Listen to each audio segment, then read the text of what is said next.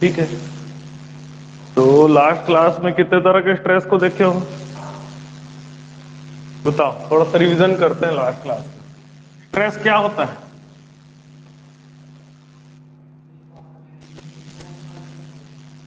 हम्म?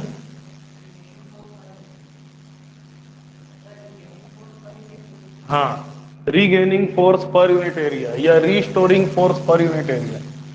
Stress क्या होता था? स्ट्रेस होता था restoring force, force per unit area upon area कहते थे। Restoring force upon area. Restoring force क्या होता था?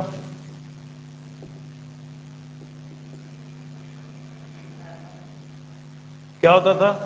रीस्टोरिंग फोर्स क्या होता है? Intermolecular force, intermolecular force which tries to reshape a material into its original shape। ठीक है, जो उसको ओरिजिनल शेप में लाने की कोशिश करता था उसको बोलते थे। कौन से एरिया की बात करते हैं? जब हम लोग एरिया की बात करते हैं, एरिया को बात बोलते हैं तो cross section area, cross sectional area. ठीक है, और मैंने कल बताया था कि जब किसी भी ऑब्जेक्ट में हम लोग फोर्स लगा सकते हैं तो दो तरीके का फोर्स लगा सकते हैं, एक परपेंडिकुलर फोर्स और दूसरा टेंजेंशियल फोर्स। ठीक है, पर लॉन्गिट्यूडनल, और कल मैं एक एग्जांपल बताया था गैंग्स ऑफ वासेपुर में, परपेंडिकुलर और टेंजेंट वाला। ठीक है, फोर्स किसी भी ऑब्जेक्ट में जब फोर्स लगेगा तो इस ऑब्जेक्ट में या तो हम लोग ऐसा फोर्स लगाएंगे, इसको कंप्रेसिव फोर्स बोलते हैं, कंप्रेसिव फोर्स। या तो इससे क्या होगा, कंप्रेसिव फोर्स होने से ये ऑब्जेक्ट छोटा हो जाएगा, ये ऑब्जेक्ट क्या हो जाएगा? छोटा हो जाएगा। इसके लेंथ में कुछ चेंज आया, इसके लेंथ में कुछ चेंज आया, इसी चेंज को हम लोग बोलते हैं स्ट्रेन। इसी चेंज को हम लोग क्या, चेंज का रेशियो को बोलते हैं स्ट्रेन। और स्ट्रेन क्या होता है? इसको बोला जाता है लॉन्गिट्यूडिनल स्ट्रेन, लॉन्गिट्यूडिनल स्ट्रेन, जिसकी वैल्यू होती थी डेल एल अपॉन एल। ठीक है, दूसरा होता है कि अगर ऑब्जेक्ट में हम लोग क्या लगा सकते हैं, ऑब्जेक्ट में हम लोग टेंसाइल, इसको इसको कंप्रेसिव फोर्स बोलते हैं और इसको टेंसाइल फोर्स बोलते हैं, जो उसको खींचने का काम करता है उसको क्या बोलते हैं? टेंसाइल फोर्स बोलते हैं। ये जो फोर्स लगा, कौन सा फोर्स लगा? चित्र से याद रखा करो, टेंसाइल फोर्स लगा, टेंसाइल फोर्स लगा। तो इसमें इसमें जो स्ट्रेन लगता है इसको भी हम लोग, इसमें क्या हो गया, अब ये ऑब्जेक्ट जो होगा वो लंबा हो जाएगा, ऑब्जेक्ट क्या हो जाएगा? लंबा हो जाएगा। ठीक है, ये जितना भी लेंथ में चेंज आया, चेंज इन लेंथ को हम लोग डेल्टा एल कहते हैं। तो यहां पर भी इस स्ट्रेन को भी हम लोग बोलते हैं लॉन्गिट्यूडिनल स्ट्रेन, जिसको जो की वैल्यू है डेल्टा एल अपॉन एल, सबको बताया था। तीसरा क्या है, अगर पैरेलल फोर्स लगेगा, अगर इसमें पैरेलल फोर्स लगेगा तो इस तरफ से फोर्स अप्लाई करते हैं तो क्या हो जाएगा, ये अपने पोजीशन से थोड़ा सा हट जाएगा, ये अपने पोजीशन से थोड़ा सा हट जाएगा, ऐसा हो जाएगा। ठीक है, एक एंगल बना देगा थीटा, और जितना डिफरेंस आया है ये डेल्टा एक्स है, ये मेरा कितना है? एल है। तो इसको बोला जाता है शियरिंग फोर्स, इसको बोला जाता है शियरिंग फोर्स या शियरिंग स्ट्रेस कहा जाता है, इसको कहा जाता है शियरिंग स्ट्रेस। और इसमें जो स्ट्रेन लगता है, शियरिंग स्ट्रेन बोलते हैं इसको, शियरिंग स्ट्रेन बोलते हैं। और शियरिंग स्ट्रेन की वैल्यू कितनी होती है? डेल्टा एक्स अपॉन एल, जिसकी वैल्यू टेन थीटा के बराबर होता है। फॉर स्मॉल एंगल बताया था, छोटे एंगल के लिए क्या होता था? Delta x upon l it is equal to theta हो जाता है। यहाँ पर थीटा को किस में लिया जाता है? रेडियन में लिया जाता है, खास तौर पे ध्यान रखना। थीटा को किस में लिया जाता है? रेडियन में लिया जाता है। समझ में आया कि नहीं आया? अब उसके बाद हम लोग आते हैं तीसरा, जिसको तीसरा तरह के स्ट्रेस को बोलते हैं हम लोग हाइड्रोलिक स्ट्रेस। ठीक है, तीसरे तरह के स्ट्रेस को हम लोग बोलते हैं हाइड्रोलिक स्ट्रेस। हाइड्रोलिक स्ट्रेस क्या है ये हाइड्रोलिक स्ट्रेस? तुम जरा इमेजिन करो कि एक ऐसा पानी का बाल्टी लिए तुम, पानी के बाल्टी में पूरा पानी भरा हुआ है और इसके अंदर एक प्लास्टिक का बॉल डाल दिया हो, इसके अंदर प्लास्टिक का बॉल डाल दिया हो, ठीक है। प्लास्टिक का बॉल नहीं, वो जो ड्यूज बॉल होता है ना, उसको डाल दिया अपन, जो डूब जाए, समझे, जो डूब गया है। डूब जाने के बाद इसके साथ कुछ होगा कि नहीं होगा? कुछ नहीं होगा इसके ऊपर। अच्छा, जैसे मान लो कि मैं तुमको बोलूंगा कि भाई डी, तुमको मैं तैरना सिखा दिया, ठीक है। फिर तुमको हम बोला भाई समुद्र के अंदर जाओ, तो कैसे जैसी चल दोगे? तैरने आता है बोल के एकदम अंदर तक, मछली की फोटो लेना है तुमको, मैं बोला मान लो अंडमान निकोबार में मैं तुमको पैसा दे के भेजा, जाओ भाई आयुष पैसा लेकर के अंडमान निकोबार जाना है, वहां जा करके तुमको डीप सी डाइविंग करके तुमको फोटो लेना है। डीप सी डाइविंग का सब लोग चित्र तो देखे होंगे, अलग अलग लोग डीप सी डाइविंग कुछ पहन के जाते हैं क्या? क्यों पहनते हैं भाई? क्यों होता है? वही तो बोल रहा हूँ, क्यों होता है?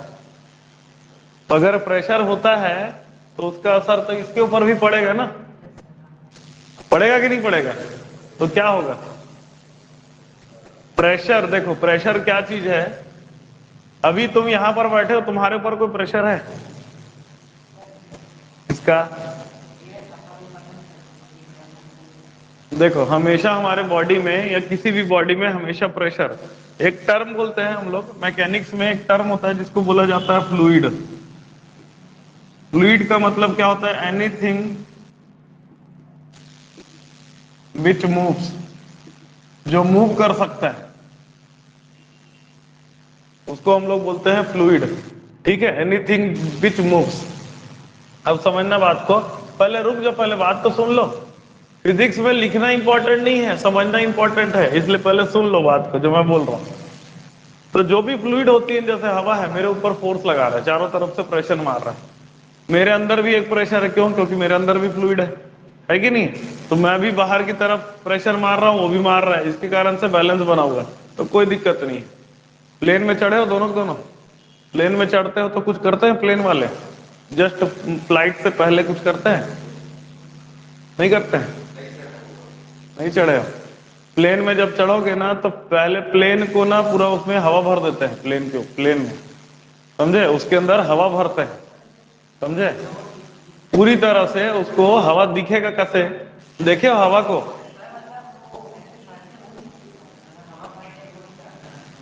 समझे, प्लेन के अंदर जो है ना, मतलब उसको एयर को भरा जाता है समझ लो, और उसके बाद उसको बंद कर दिया जाता है कि किसी तरीके से एयर नहीं निकलना चाहिए, समझ में आ रहा है? तो प्लेन का खिड़की, तुम सोचे हो कि प्लेन का खिड़की ट्रेन की खिड़की जैसा क्यों नहीं है, जो है मस्त खोल करके हाथ को बाहर निकाल के हाथ में हाथ दिखाऊं, ऐसा क्यों नहीं होता?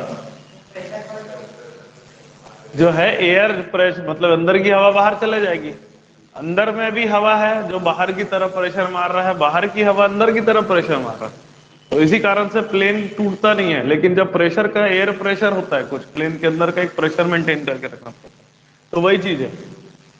अब यहाँ पर क्या होगा, जब भी जैसे ही इसके अंदर तुम डालोगे ना, तो ये जो फ्लूइड है, जो पानी है, उसको हर जगह से प्रेशर मारेगा अंदर की तरफ, हर जगह से अंदर की तरफ प्रेशर मारेगा। समझ में आ रही बात? हर जगह से प्रेशर मारेगा। इसी प्रेशर को क्या कहा जाता है? इसी प्रेशर को हाइड्रोलिक प्रेशर कहा जाता है, ठीक है। Pressure exerted by fluid,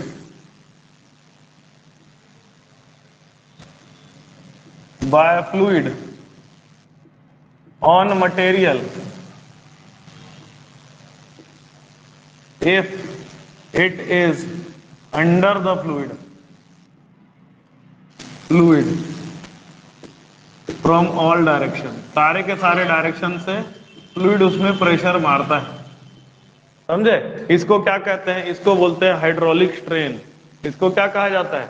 hydraulic strain. This is called hydraulic strain, समझे। पहले सुनो अच्छे से, समझो, कोई डाउट है तो पूछो, उसके बाद लिखना।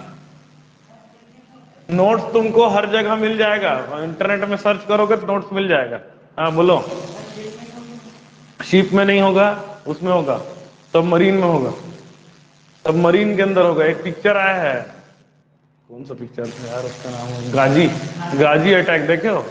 उसको भी देखोगे तो वही चीज क्लियर होगा। उसको गाजी अटैक का एक लिमिट था कि भाई गाजी, जो गाजी, गाजी नहीं, एक और जो हमारा पनडुब्बी था, हमारे पास जो पनडुब्बी था ना सबमरीन, उसकी एक लिमिट थी कि वो इतनी मीटर तक जा सकता है। क्यों? उसके नीचे याद करो कि भाई एक आदमी उसको नीचे तक लेके जाता है तो पूरा इतना प्रेशर मारता है कि भाई कीले वीले सब टूट जाती है। हाँ, तो वो क्यों हो जाता है? क्योंकि प्रेशर के कारण से सबमरीन को तोड़ देता है पानी।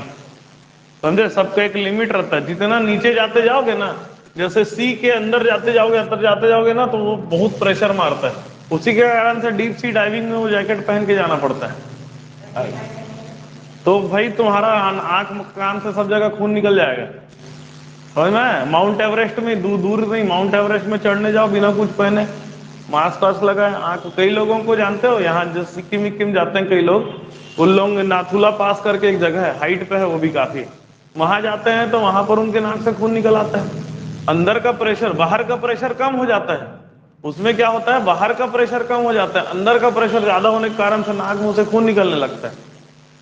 समझे? प्रेशर बहुत, क्या फिर वापिस आ जाते हैं, क्या करेंगे भाई? और ऊपर जाएगा तो वहां पर ना उनका फिटनेस टेस्ट होता है। वहां जाओगे ना, नाथुला पास वगैरह जाओगे, तो वहां सैनिक लोग रहते हैं, लोग बोलते हैं भाई दौड़ना मत करके, क्योंकि जब हम लोग दौड़ते हैं या क्या बोलते हैं फास्ट चलते हैं तो हमारा ब्लड प्रेशर बढ़ जाता है। और ब्लड प्रेशर बढ़ेगा और बाहर का प्रेशर कम है तो नाक से मुंह से खून निकल आएगा बाहर। कई लोगों का तो फट जाता है, सर फट जाता है, नस फट जाएगा, खून निकलने लगता है। तो जब डीप सी डाइविंग हो गया, और एक और होता है ना ऊपर चढ़ करके, मतलब एकदम हाइट से कूदते हैं, क्या बोलते हैं उसको, स्काई डाइविंग, स्काई डाइविंग बोलते हैं। तो ये सब चीजों के लिए पहले तुम्हारा फिटनेस टेस्ट होगा।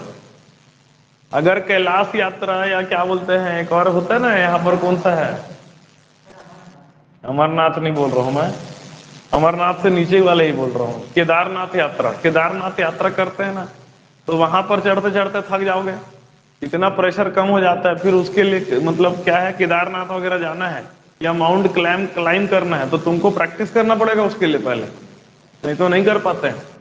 तो इसीलिए अपने आप को फिट रखना पड़ेगा। अगर ये सब जगह घूमना है, कश्मीर अश्मीर में ऊपर पहाड़ वहाड़ पे चढ़ना है, अपने आप को फिट रखो सबसे पहले। तो देखो इसी को क्या कहा जाता है, इसी को कहा जाता है hydraulic stress. This is called hydraulic stress, इसको कहा जाता है हाइड्रोलिक स्ट्रेस। अब ये हाइड्रोलिक स्ट्रेस करेगा क्या? हाइड्रोलिक स्ट्रेस, ये जो अंदर जो स्फीयर है, मैं एक स्फीयर का एग्जांपल देके बता, ये स्फीयर को क्या करेगा, दबा देगा अंदर। समझे? तुम सोचो कि तुम्हारे ऊपर चारों तरफ से कोई प्रेशर मारेगा तो तुम्हारा वॉल्यूम कम, छोटे हो जाओगे, तुम होगे ना, थोड़ा सा छोटे हो जाओगे। ऐसे ही इसके ऊपर चारों तरफ से प्रेशर आ रहा है तो ये क्या हो जाएगा, मान लो इतना छोटा हो गया, मान लो इतना छोटा हो गया, समझ में? ये छोटा हो गया तो इसका क्या हो गया, वॉल्यूम चेंज हो गया। इसका क्या हो गया, वॉल्यूम चेंज हो गया। तो due to hydraulic stress, volume of the material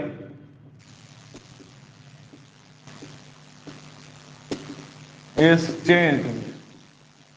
जो है, जो भी मटेरियल है उसका वॉल्यूम क्या हो जाएगा, उसका वॉल्यूम चेंज हो जाएगा। तो इसी कारण से, क्योंकि इसके प्रभाव से क्या हुआ, वॉल्यूम में अंतर आया, तो यहां पर वॉल्यूमेट्रिक स्ट्रेन निकाला जाता है। वॉल्यूमेट्रिक स्ट्रेन एक नया टर्म आया, वॉल्यूमेट्रिक स्ट्रेन। ये क्या होगा, change in volume upon original volume. ठीक है? ये क्यों पढ़ाया जा रहा है, भविष्य में इंजीनियर बनोगे, है ना, इंजीनियर बनोगे, या अगर मेडिकल में भी जाते हो तो वहां पर भी प्रेशर का बहुत ज्यादा रिलेशन रहता है।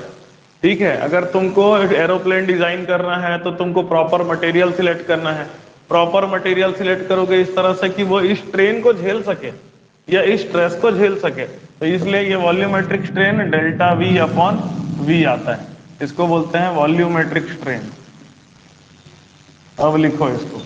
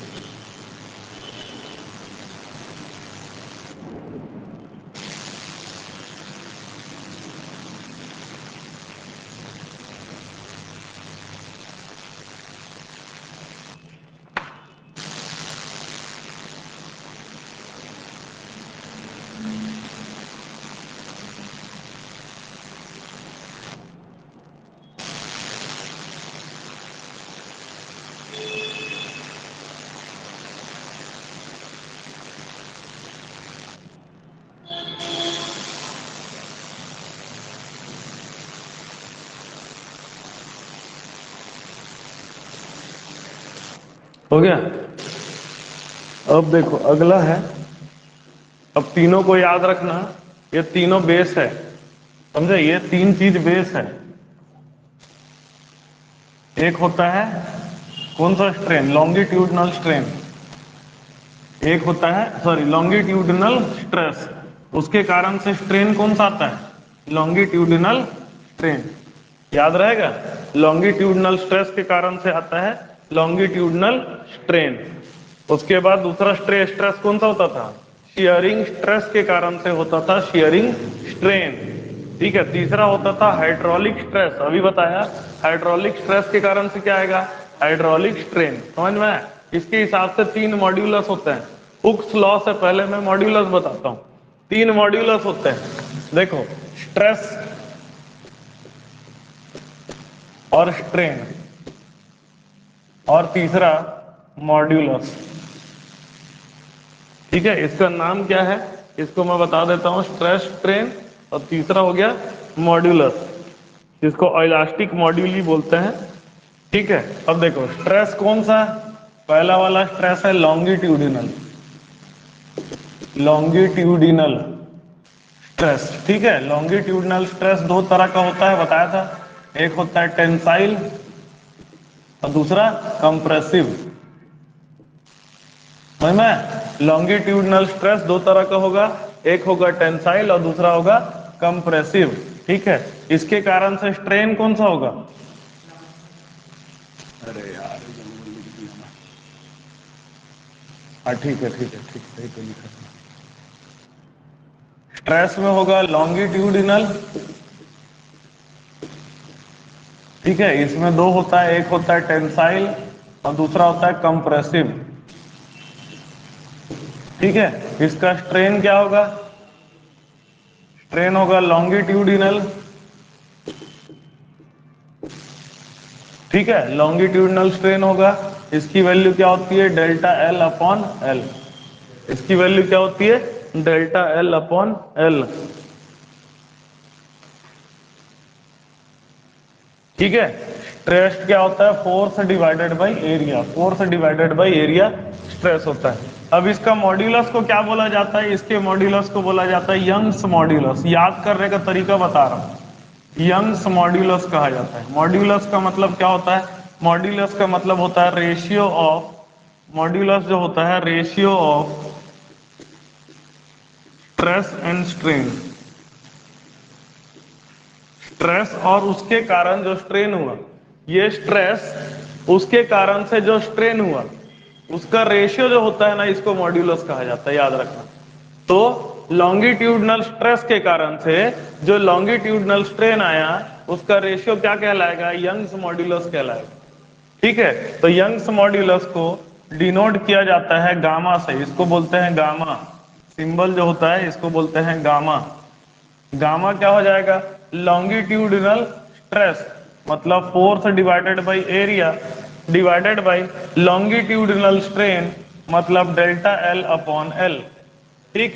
इसकी वैल्यू कितनी हो जाएगी, force multiply by L divided by A into delta L, समझ में आया बात। अब दूसरा कौन सा स्ट्रेस पढ़े हैं, दूसरा पढ़े हैं शियरिंग स्ट्रेस,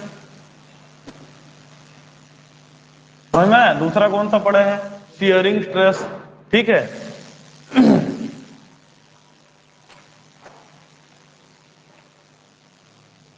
ये भी होगा force divided by area, stress तो हमेशा फोर्स डिवाइडेड बाय एरिया होता है, लॉन्गिट्यूड है। उसके बाद हम लोग पढ़े हैं शियरिंग स्ट्रेन, शियरिंग स्ट्रेस के कारण से आता है शियरिंग स्ट्रेन। ये क्या होता है? Delta x upon L.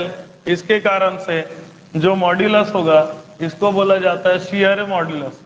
इसको कहा जाता है शियर मॉड्यूलस। समझ में? शियर मॉड्यूलस, इसको जी से रिप्रेजेंट किया जाता है। तो जी की वैल्यू कितना हो जाएगा? Force divided by area stress upon strain delta x upon L. तो ये हो जाएगा f into L divided by a into delta x. समझ में आया? अब ये डेल्टा एक्स क्या है? हाँ, डिस्प्लेसमेंट है, displacement from the original path. तीसरा चीज होता है जिसको हम लोग बोले थे हाइड्रोलिक स्ट्रेस। हाइड्रोलिक स्ट्रेस ये भी होता है फोर्स अपॉन एरिया। ठीक है, इसके कारण से क्या होता है? वॉल्यूमेट्रिक स्ट्रेन होता है। वॉल्यूमेट्रिक स्ट्रेन होता है। तो वॉल्यूमेट्रिक स्ट्रेन कितना हो जाएगा? वॉल्यूमेट्रिक स्ट्रेन होता है delta v upon e b. अब इसके कारण से जो मॉड्यूलस को हम लोग निकालते हैं इसको बोला जाता है bulk modulus. Bulk modulus, bulk modulus को बी से इंडिकेट किया जाता है। तो ये हो जाएगा f divided by a divided by delta v upon v. ये हो जाएगा f into v divided by a into delta. समझ में आया कि नहीं आया? चलो नोट करो, इससे याद रहेगा।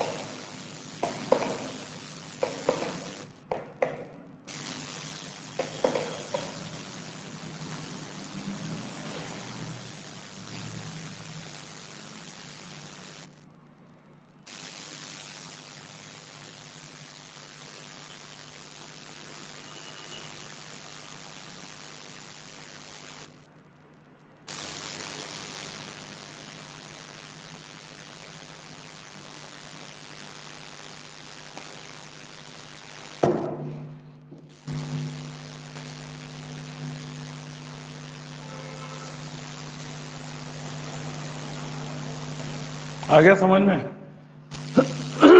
अब देखो, बहुत इंपॉर्टेंट टॉपिक है इस चैप्टर का। सबसे इंपॉर्टेंट टॉपिक है हुक्स लॉ।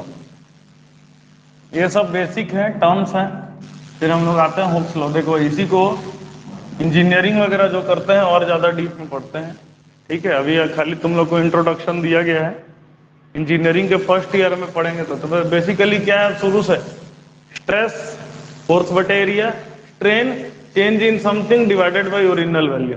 ठीक है, ये दो चीजें इंपॉर्टेंट रहती हैं, क्योंकि किसी भी मटेरियल के बारे में पढ़ते हैं तो हम चाहते हैं कि उसके ऊपर जब स्ट्रेस पड़े तो उसमें कुछ चेंज ना आए, हम ना ये, या चेंज आए भी तो वो वापस सुधर जाए। ठीक है, अब हुक्स लॉ बोलता है, बहुत इंपॉर्टेंट है Hooke's law.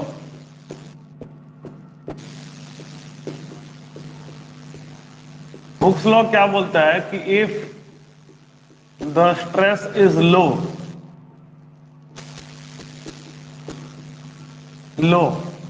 Then strain is proportional to the stress। ठीक है, ये एकदम बेसिक है कि जितना अधिक स्ट्रेस होगा उतना ज्यादा स्ट्रेन होगा, समझ में आया? तो स्ट्रेस अगर मैथमेटिकली देखें, stress is proportional to strain, ये सिंपल लॉ है। मतलब क्या है कि हुक के लॉ के अनुसार अगर स्ट्रेस और स्ट्रेन के बीच में अगर हम लोग यहां पर स्ट्रेन ले लेते हैं, एक्स एक्सिस में स्ट्रेन ले लेते हैं, वाई एक्सिस पे स्ट्रेस ले लेते हैं, तो अगर स्ट्रेस और स्ट्रेन का कर्व बनाएंगे तो कैसा आना चाहिए? Straight line passing through the origin, straight line passing through the origin, ये स्ट्रेस और स्ट्रेन का कर्व है। याद रहेगा हुक्स लॉ। लेकिन every object does not obey Hooke's law. पहला चीज याद रखना कि हुक्स लॉ जो है, सारे ऑब्जेक्ट हुक्स लॉ को ओबे नहीं करते हैं, सारे ऑब्जेक्ट हुक्स लॉ ओबे नहीं करते हैं। Most of the metals obeys Hooke's law. ज्यादातर जो मेटल होते हैं जिससे चीजें बनाई जाती हैं, जैसे लोहा, एल्यूमिनियम, कॉपर, समझे, ये सब चीजें, इससे कुछ कुछ चीजें बनती है, लोहा से, स्टील से, कॉपर से, एल्यूमिनियम से, ये सब चीजों से कुछ चीजें बनती है, तो वो सब जो है ना हुक्स लॉ को फॉलो करते हैं। अब हुक्स लॉ का अगर कर्व देखें तो ये तो एक आइडियल कंडीशन है, स्ट्रेन जितना होगा उतना स्ट्रेस होगा। ठीक, अब मान लो कि तुम स्ट्रेस ज्यादा देते हैं, इसका क्या मतलब है? इसका मीनिंग समझो कि if stress is applied it will cause strain। ठीक है, अभी तक जितना कर्व बना है, ये कर्व कंप्लीट नहीं है अभी। इस कर्व के अनुसार ये क्या कहना चाह रहा है कि जितना आप स्ट्रेस अप्लाई करते जा रहे हो उसके बाद स्ट्रेन भी उसके हिसाब से बढ़ते जा रहा है। मतलब आप ये तार को ऐसे खींचोगे, जितना ज्यादा ताकत से खींचोगे तो उतना तार में स्ट्रेन आएगा, मतलब तार का जो लेंथ है वो चेंज हो जाएगा। पर चेंज करने के बाद स्ट्रेस को फिर जीरो कर दिए तो, समझे बात को क्या बोल रहा हूं मैं? ये बोल रहा हूं जैसे मान लो ये तार है, ये तार है, ये कॉपर का तार है, दूसरा लेता हूं यार कुछ, जैसे ये तार है, ठीक है, ये तार है, ये कॉपर का तार है, इसके अंदर कॉपर है, मैं इसको खींच रहा हूं, तो खींचने से क्या होगा? स्ट्रेस बढ़ा, स्ट्रेस बढ़ने से क्या होगा? ये लंबा होगा, टूटेगा नहीं, समझे? टूटेगा, टूटने वाली बात अभी नहीं कर रहे हैं, इसको खींचेंगे तो क्या होगा? लंबा हो जाएगा। और मान लो खींचे, उसको छोड़ दिया, फिर तब वो लंबा ही रहेगा कि वापिस अपने पोजीशन पे आ जाएगा, अपने ओरिजिनल पोजीशन पे आ जाएगा। ठीक है, मतलब कि किसी भी लोहे को अगर हम लोग उसमें कुछ फोर्स, टेंशन प्रोवाइड कर रहे हैं या कंप्रेशन प्रोवाइड कर रहे हैं तो उसका लेंथ चेंज होगा। लेकिन जब हम लोग उसको छोड़ देंगे, स्ट्रेस देना बंद कर देंगे, स्ट्रेस को जीरो कर देंगे, तो इस ग्राफ के अनुसार वो वापिस अपने पोजीशन पे आ जाएगा। मतलब जब स्ट्रेस जीरो है तो स्ट्रेन भी कितना है? जीरो है। ठीक है, तो if stress is applied it will cause strain, and then if stress is reduced to zero, strain will also reduce to zero। We reduced to zero. ये क्या है? ये मेरा हुक्स लॉ है। अब यहां तक आप हुक्स लॉ, जब तक कोई भी मटेरियल हुक्स लॉ को फॉलो कर रहा है तब तक ऐसा होगा। लेकिन क्या होगा कि जब मैं और स्ट्रेन दूं, क्या होगा जब मैं और स्ट्रेस दूं, इसमें और स्ट्रेस बढ़ाऊंगा तो क्या होगा? फिर क्या होगा? अभी देखो, इसके प्रोपोर्शनल बढ़ रहा है। प्रोपोर्शनल बढ़ने का मतलब अगर स्ट्रेस को तुम डबल कर रहे हो तो स्ट्रेन भी डबल हो रहा है, स्ट्रेस को ट्रिपल कर रहे हो तो स्ट्रेन भी ट्रिपल हो रहा है। लेकिन उसका एक लिमिट होता है। मान लो ये पॉइंट तक ऐसा हुआ, ए पॉइंट तक ऐसा हुआ, अब इसके बाद फर्दर आप स्ट्रेस को बढ़ा रहे हो तो स्ट्रेन उसके अनुसार नहीं बढ़ेगा। स्ट्रेन ऐसा यहां से लेकर के मान लो इस पॉइंट तक जा रहा है, बी तक, ठीक है। अब यहां पर स्ट्रेस बढ़ाने से स्ट्रेन बढ़ रहा है लेकिन स्ट्रेस नहीं, मतलब कम स्ट्रेस से ही स्ट्रेन ज्यादा हो जाएगा। समझे बात को? कम स्ट्रेस से ही स्ट्रेन ज्यादा होगा। यहां से यहां तक, ए से लेकर के बी तक, from A to b less stress will produce more strain। यहां से क्या हुआ? ए से लेकर के बी तक कम स्ट्रेस से ही स्ट्रेन ज्यादा आ गया, ठीक है। बट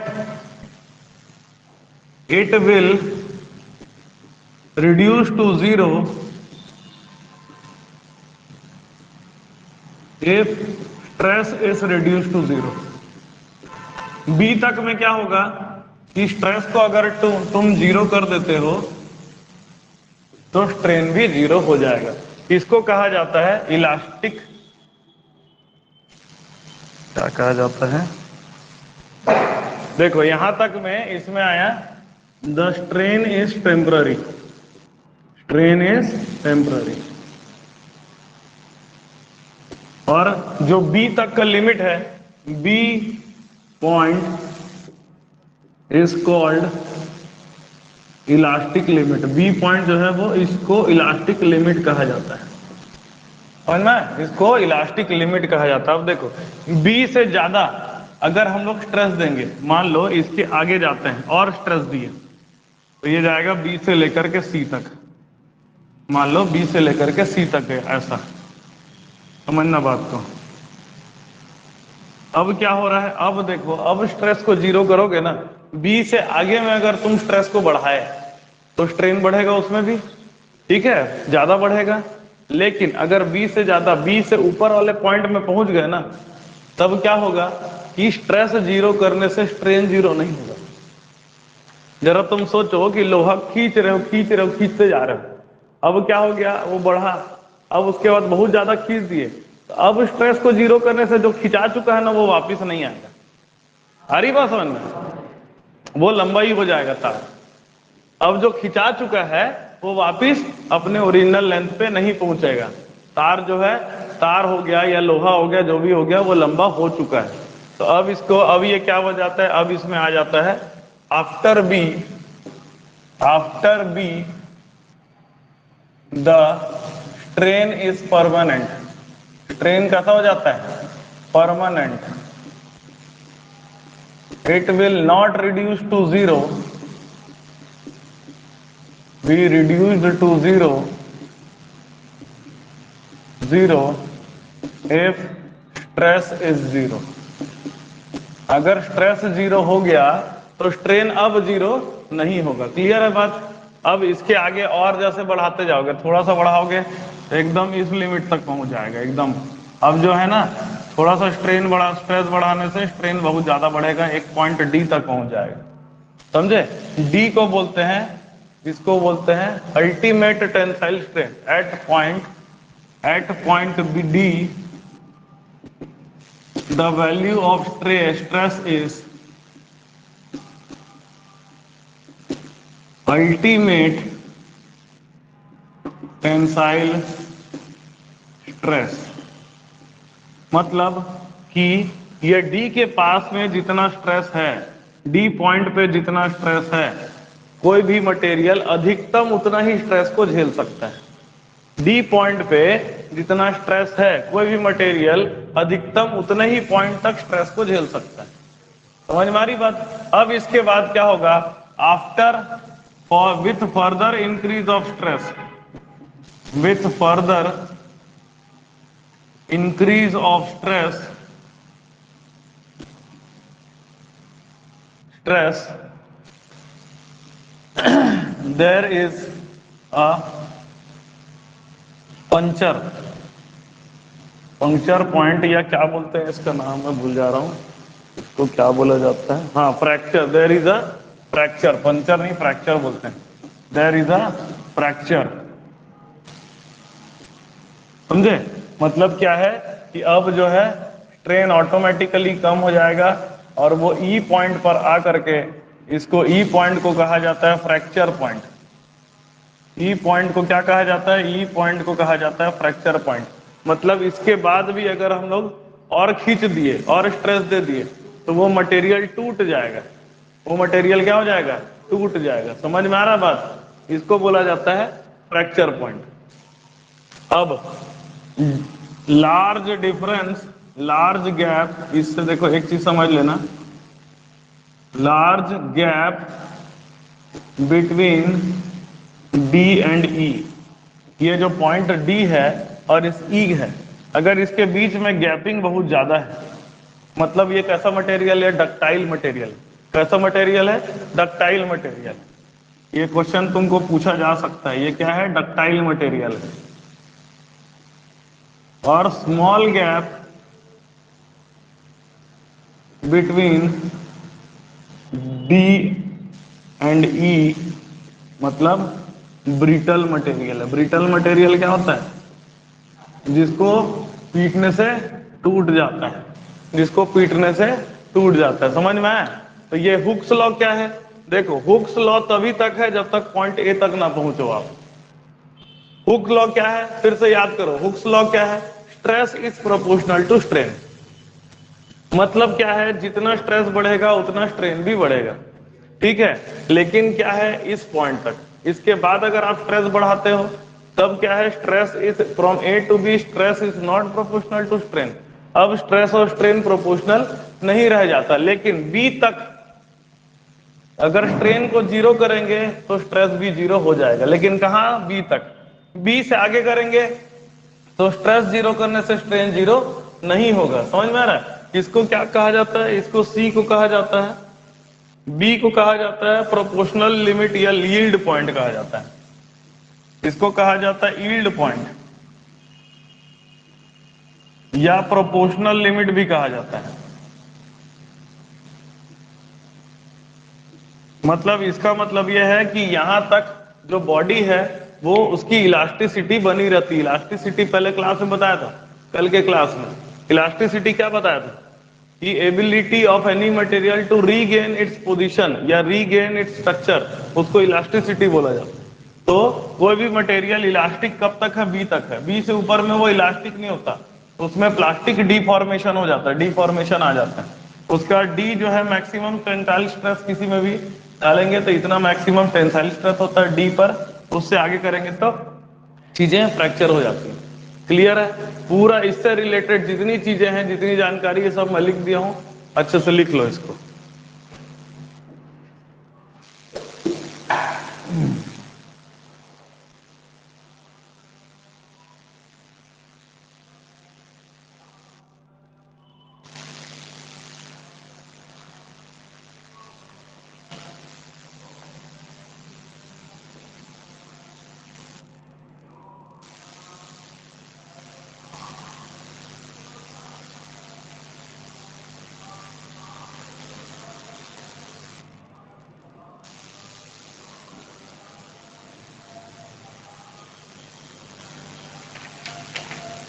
छोटा चैप्टर है, ज्यादा बड़ा नहीं।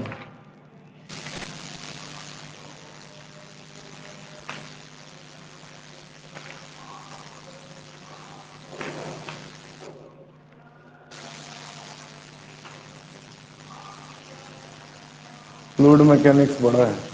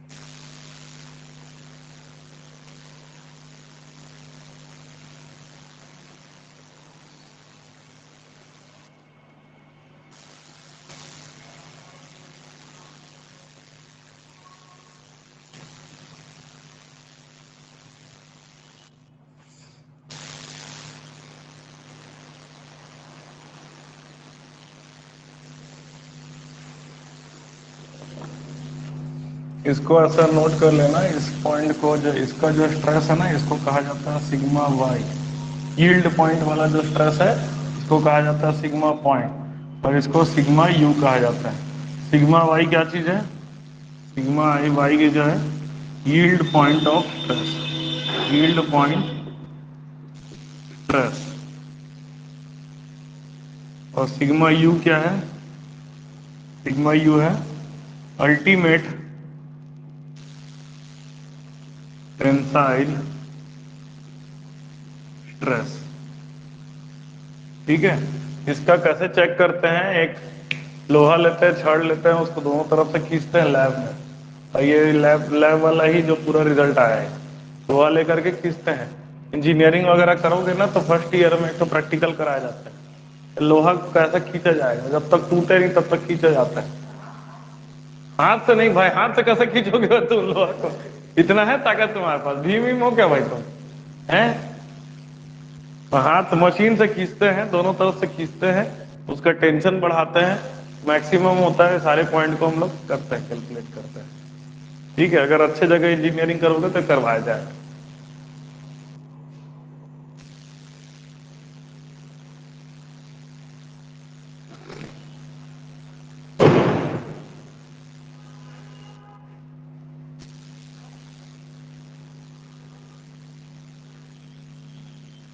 हो गया लिखना?